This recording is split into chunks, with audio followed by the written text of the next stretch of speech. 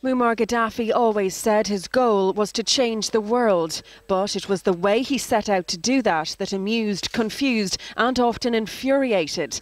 As a 27-year-old army officer, Gaddafi overthrew Libya's king in 1969 and then set about wiping all foreign influence from his country.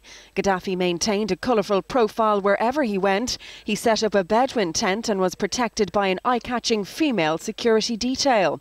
His speeches were legendary for both length and bombast. It should not be called the Security Council, it should be called the Terror Council. But while he sometimes may have appeared a clown on the world stage, Gaddafi's actions were often deadly.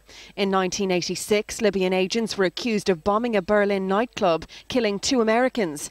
President Ronald Reagan responded by bombing Tripoli, targeting Gaddafi's house. We know that this mad dog of the Middle East has a goal of a world revolution, Muslim fundamentalist revolution. The raid killed more than 100 people, including Gaddafi's daughter. 2 years later, Pan Am Flight 103 blew up over Lockerbie, Scotland, taking 270 lives.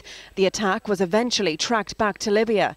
The country refused to turn over the suspects, so the UN imposed tough sanctions. 11 years after the crash, Gaddafi finally handed over the suspected bombers for trial. In 2003, he surprised the world by agreeing to destroy all of his chemical, nuclear and biological weapons following the US invasion of Iraq. Scotland released one of the convicted Lockerbie bombers, who was said to be suffering from terminal cancer, in 2009. The move sparked outrage and rumours surfaced that he was released as part of a deal to allow Western oil companies access to Libya. The bomber was expected to live 3 months but is still alive today.